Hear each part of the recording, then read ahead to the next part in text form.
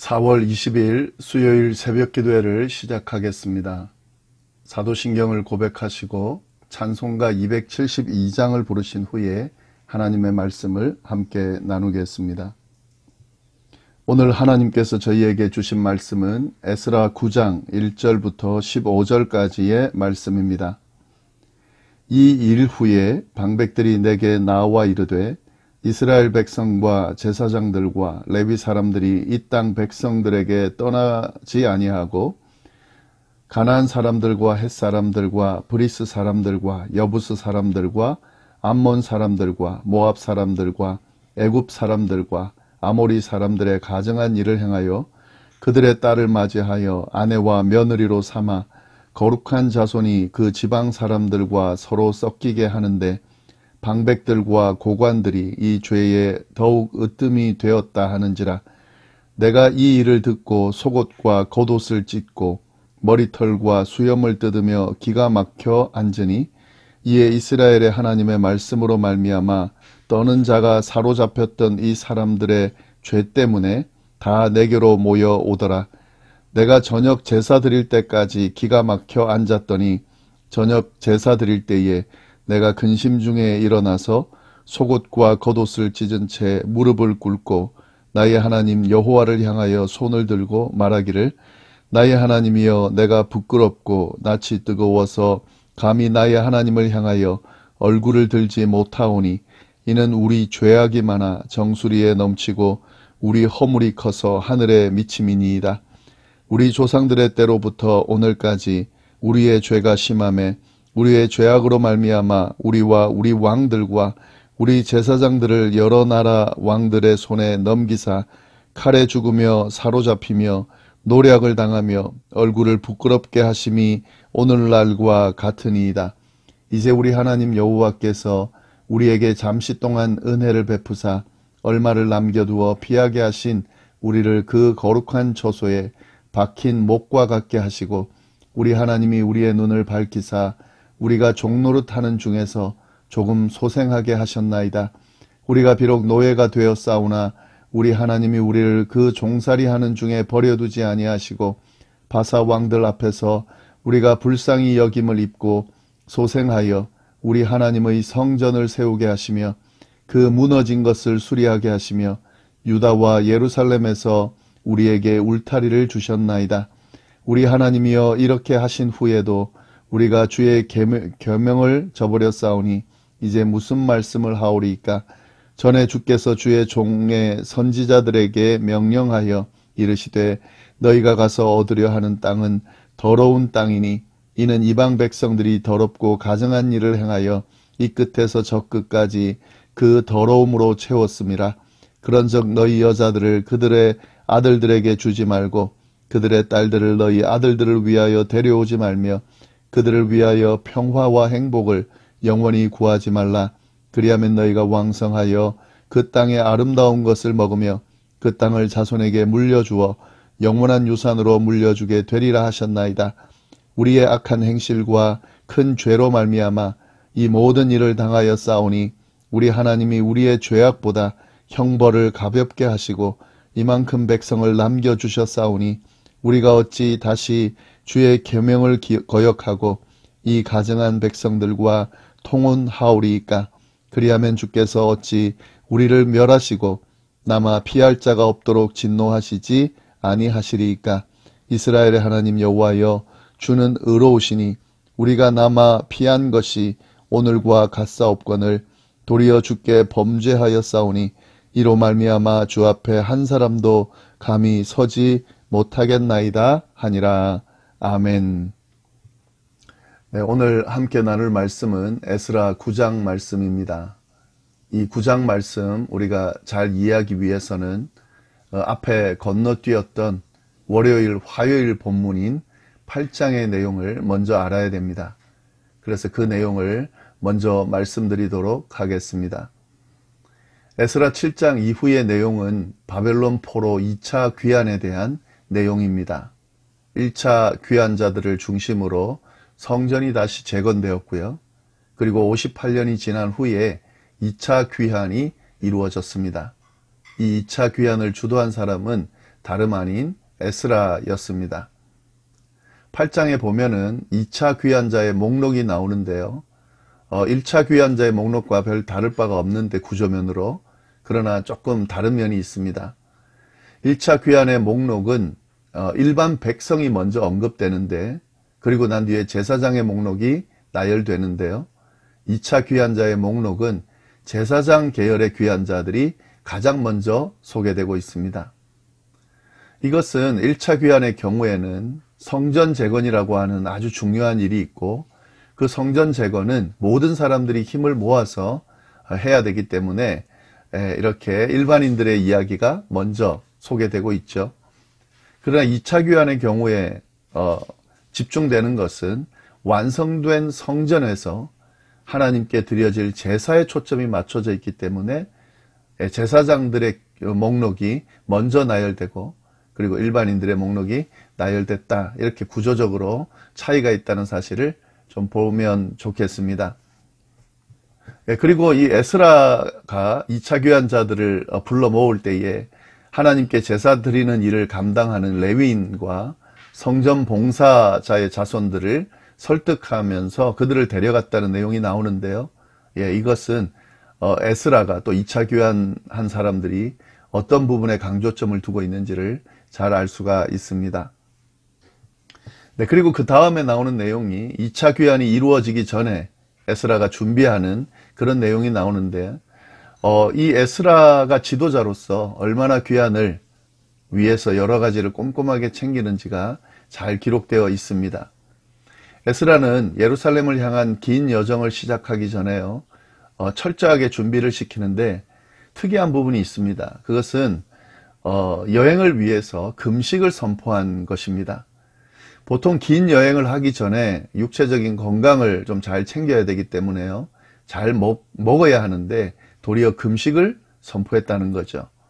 이것은 그들이 육체적인 건강보다 영적인 건강을 더 중요하게 여겼다는 사실을 알 수가 있습니다. 이제 긴 여행을 가야 되는데 물론 육체적인 건강이 중요하죠. 그러나 지금 이들이 귀환하는 것은 예루살렘으로 다시 돌아가서 무너졌던 그 종교적인 부분들을 다시 세우는 것이기 때문에 그걸 위해서 영적으로 더 건강해야 된다는 사실을 알았기 때문에 금식함으로 준비를 하게 된 거죠.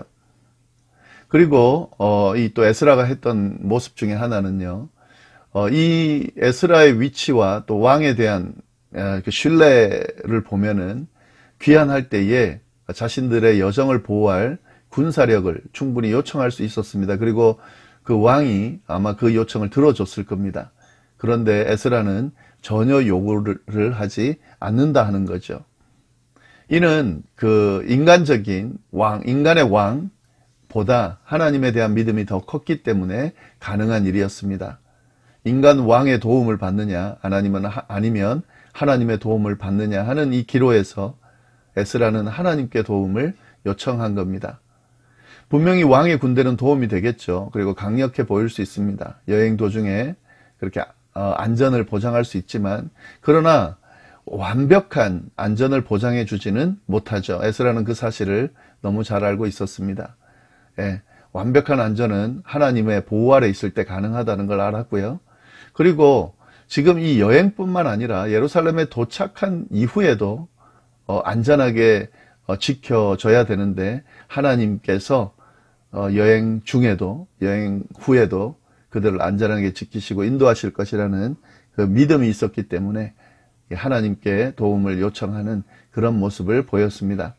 이게 2차 귀환을 준비하는 에스라, 또 2차 귀환 여정 가운데 에스라의 지도력, 그런 모습들을 드러내는 그런 내용이라 하겠습니다. 그리고 이제 다음 내용은 2차 귀환자들이 4개월의 긴 여정을 마치고 예루살렘에 도착을 하게 되는데요. 도착한 후에 3일간 휴식을 취하고 먼저, 그리고 난 뒤에 12제사장에 의해서 안전하게 예루살렘으로 가져온 헌물이 있습니다. 그 바벨론 지역에서 예루살렘에 가져온 헌물들이 있는데, 그걸 먼저 개수하고 무게를 달아서 그걸 이제 지금 예루살렘에 와 있는 사람들에게 인계하고 그걸 기록하는 걸 먼저 해요. 그리고 난 뒤에 곧바로 성전에 가서 하나님께 제사 드리는 일을 수행합니다. 여기서 지금 에스라의 탁월한 지도력을 또 보게 되는데요. 뭘 중요하게 생각하는지를 지금 잘 드러내고 있습니다. 예루살렘에 도착한 후에 휴식을 취하죠. 이건 이제 긴 여정에 대해서 먼저 휴식을 취하는 게 중요하다고 생각했기 때문에 휴식을 취하고요. 그리고 재정적인 문제를 의혹 없이 먼저 처리를 했습니다. 예, 그 헌물들을 먼저 계수하고 그 다음에 기록하고 하는 과정을 했고요. 그 후에 바로 하나님께 제사를 올려드렸다 하는 거죠. 휴식 취하는 것, 또 재정적인 문제 없이 의혹 없이 처리하는 것, 그리고 하나님께 제사를 올려드리는 것. 이 모습은 사실은 오늘날에 하나님을 섬기는 하나님의 백성들의 모습, 지도자뿐만 아니라 모든 이들의 모습 중에 아주 중요하게 생각해야 될 부분이 아닌가 하는 생각이 듭니다. 예, 적절하게 휴식을 취하는 것도 중요하고요. 그리고 재정적으로 의혹 없이 잘 처리하는 것이 참 중요합니다. 예, 그리고 하나님께 예배드리는 것을 그 어떤 것보다 우선시하는 이 모습도 아주 우리가 본받아야 하는 또 취해야 되는 그런 모습이라 생각이 듭니다. 예, 이 내용들이 앞에 내용들이고요. 이제 오늘 9장인데 이 오늘 본문에 나오는 내용이 이제 우리가 살펴봐야 될 내용입니다. 자, 이렇게 해서 이제 2차 귀환자들의 여정이 간단하게 지금 소개되고 조금 나왔는데요. 자, 이런 분위기로 봐서는 하나님께서 이 과정을 잘 인도를 하시기 때문에 이제 별 문제 없이 잘 정착하고 그렇게 2차 귀환자들과 함께 그 1차 귀환자들의 후손들과 함께 어우러져서 이제 예루살렘이 잘 세워질 것으로 보입니다. 그런데 그 과정이 쉽지 않다는 것을 오늘 본문을 통해서 우리가 알 수가 있습니다. 그 2차 귀환자들이 도착했을 때 보니까 예, 좀 뭔가 문제가 있다는 걸 발견하게 돼요. 그게 뭐냐면 이 1차 귀환자들의 후손들이 해결하지 못한 그 죄의 흔적이 남아있다는 거죠. 그게 뭐냐면 1절에 보겠습니다. 2일 후에 이렇게 되어 있죠. 2일 후라는 것은 2차 귀환자들이 와서 이제 그런 아까 말씀드린 그 과정을 진행한 후에 방백들이 내게 나와 이르되 이스라엘 백성과 제사장들과 레위 사람들이 이 땅 백성들에게서 떠나지 아니하고 가나안 사람들과 헷 사람들과 브리스 사람들과 여부스 사람들과 암몬 사람들과 모압 사람들과 애굽 사람들과 아모리 사람들의 가정한 일을 행하여 그들의 딸들을 맞이하여 아내와 며느리로 삼아 거룩한 자손이 그 지방 사람들과 서로 섞이게 하는데 방백들과 고관들이 이 죄에 더욱 으뜸이 되었다 하는지라. 예, 이 구절을 보면은 여러 족속들의 이름들이 쭉 나열되는데요. 이 족속들은 주로 어떨 때 언급이 되냐면 이스라엘 자손들이 멀리해야 되는 이방 족속들의 이름으로 나열할 때에 그때 언급이 되는 건데 지금 쭉 언급이 되고 있는 겁니다. 그러면서 뭐라고 되어 있냐면 이 땅 백성들에게서 떠나지 아니했다. 이방 족속들에게서 떠나지 않았다 하는 거죠.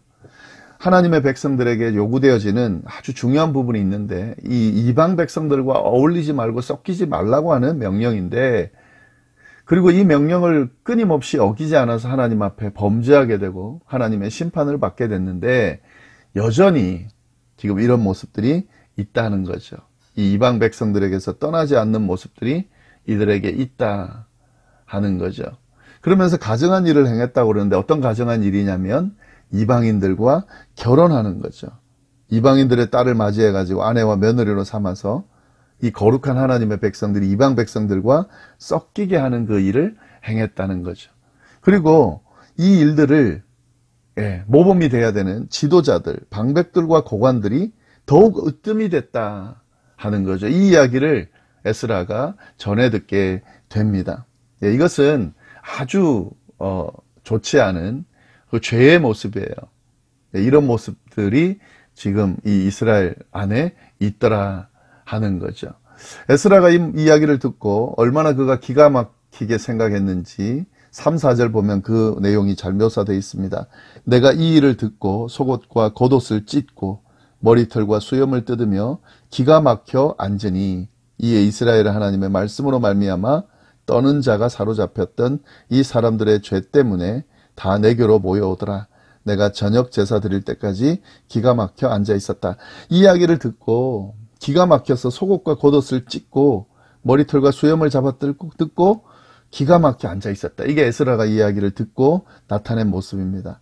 이게 정말 말도 안 되는 거죠. 하나님의 백성들에게 일어나지 않아야 될 일들이 일어난 이야기를 듣고 기가 막혀서 그렇게 앉아 있었다는 거죠. 그리고 이 이야기를 이런 사람들의 모습, 이런 죄된 모습을 듣고 하나님의 말씀을 두려워하는 사람들이 에스라 주변으로 모여들었습니다. 이들도 하나님의 말씀을 지키지 않은 그 포로로 잡혀갔다 돌아온 사람들의 모습을 보고 두려운 마음으로 그렇게 에스라 주변에 와서 저녁 제사 드릴 때까지 그렇게 앉아 있었다는 거죠. 에스라가요.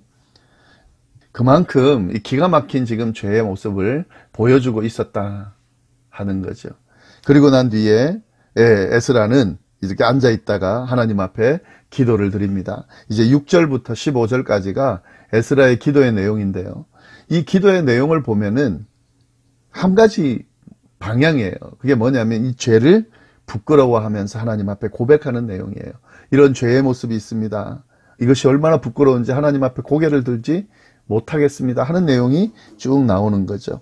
6절 보면 이렇게 돼 있죠. 말하기를 나의 하나님이여 내가 부끄럽고 낯이 뜨거워서 감히 나의 하나님을 향하여 얼굴을 들지 못하고 이는 우리 죄악이 많아 정수리에 넘치고 우리 허물이 커서 하늘에 미친 이민이다. 부끄럽습니다. 이런 죄를 지은 우리의 모습이 얼마나 부끄러운지 모릅니다. 그러면서 하나님의 은혜를 저버린 자신들의 그 죄된 모습을 한탄하는 모습으로 하나님 앞에 쭉 간구를 합니다. 그 내용이 계속 이어서 나와요. 그리고 왜 이방 족속과 관계를 끊어야 하는지, 그리고 하나님의 명령을 지켰을 때의 상급이 무엇인지도 쭉 기도 내용에 언급하면서 이런 죄를 지었음에도 불구하고 하나님이 은혜를 베푸셨음에 감사한다는 고백을 하면서 다시 이방인의 결혼 문제가 이거는 하면 안 되는 일이라는 식으로 쭉 그의 기도 내용을 언급하고 있습니다. 이것이 이제 기도 내용인데요. 시간이 없어서 이걸 쭉 다 언급을 하진 않지만 이걸 보면서 하나님의 말씀을 쭉 이 에스라의 기도 내용을 좀 잘 보시면 좋겠는데, 우리가 이 모습을 보면서 에스라가 뭐에 그렇게 집중하고 무엇을 위해서 지금 방향을 잡고 가는지를 우리가 잘 봐야 됩니다. 이것이 바로 하나님의 백성들인 우리 그리스도인들의 삶의 방향이고 신앙의 방향이어야 한다 하는 거죠. 하나님 앞에 예배 드리는 것, 하나님께 집중하는 것, 그리고 이방인과 섞이지 않는 이 순결하게 하나님을 믿고 따르는 이런 모습, 그리고 죄가 있을 때에 어떻게 회개하고 나가야 되는지 이런 모습들을 우리가 쭉 보면서 우리의 삶도 돌아보고 또 우리의 모습도 다시 세우는 그런 귀한 시간이 되기를 바랍니다. 기도하겠습니다. 하나님 아버지 감사합니다. 에스라서에 나오는 이 에스라가 어떤 식으로 하나님을 섬기고 나아가는지 모습을 통해 우리에게 어떻게 하나님을 섬기고 나아가야 되는지 알려주셔서 감사합니다. 깊이 생각하게 하시고 우리의 삶에서 드러내는 놀라운 일들이 일어날 수 있도록 인도하여 주옵소서. 감사드리며 예수님의 이름으로 기도드립니다. 아멘.